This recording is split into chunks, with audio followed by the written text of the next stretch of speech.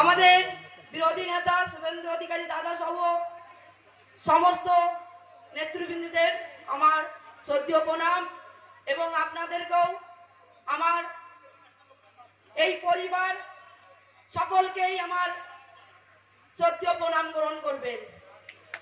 আপনাদের থেকে আমি আশীর্বাদ নিতে এসেছি। এখানে আশীর্বাদ নিতে এসেছি এই কারণে যে শেখ শাহজাহান, উত্তম সর্দার এবং শিবু হাজরা এদেরকে আপনাদের আন্দোলনে, এই আন্দোলনে তারা যা অ্যারেস্ট হয়েছে আর এখনো অবধি যে তৃণমূলের এখনো ছোট ছোট যে পিঁপড়েগুলো ছটফট করছে তাদেরকেও জেলে পাঠানোর জন্য আপনাদের আশীর্বাদ প্রয়োজন।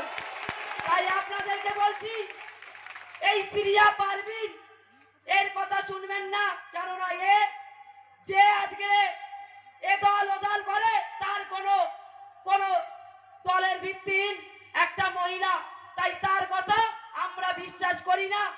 আমরা এই ভারতীয় জনতা পার্টি তার কথার কোনো গুরুত্ব দেই না।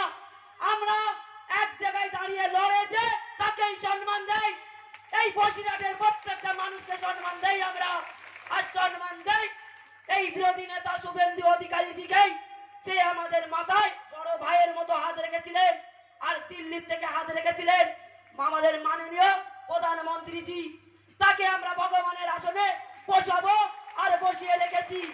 কোন এই তৃণমূল নামে কোন শয়তানদের কথায় আমরা দুর্বল হব না, হচ্ছি না।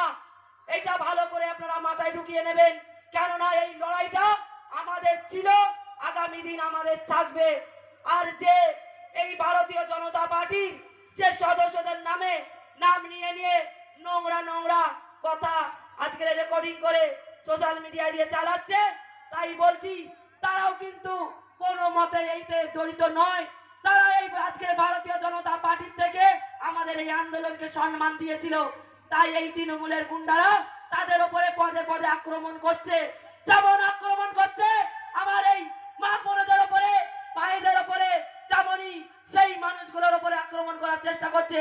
তাদের নামে মিথ্যে কেস দিয়ে তাদেরকে রাতের অন্ধকারে তাড়াচ্ছে, তাদের মিথ্যে কেস দিয়ে তাদের জেল খাটানোর জন্য, তাদের আটকানোর জন্য, যাতে মনে করছে তাদের আটকে দিলে এই ভোট হয়তো বন্ধ হয়ে যাবে, তারা ভোট দিতে পারবে না। আর কত রকম প্ল্যান করবে এই তৃণমূলেরা। এই তৃণমূল মুখ্যমন্ত্রী বসিরহাট, আজকের বসিরহাটে সবাই এসে কি বলেছিলেন জানেন? যদি হাজি যেতে তবে সন্দেশখালি যাবে। চাই না এরকম মুখ্যমন্ত্রীকে।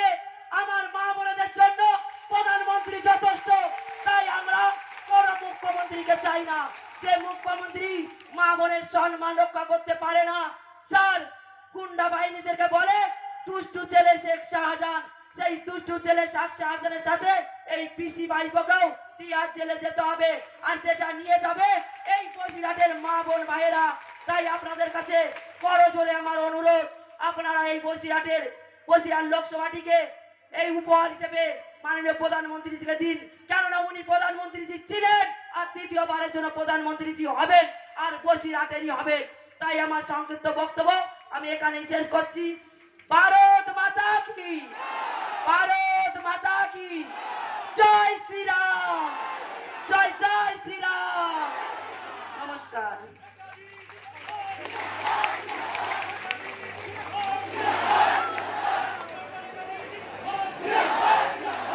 ধন্যবাদ।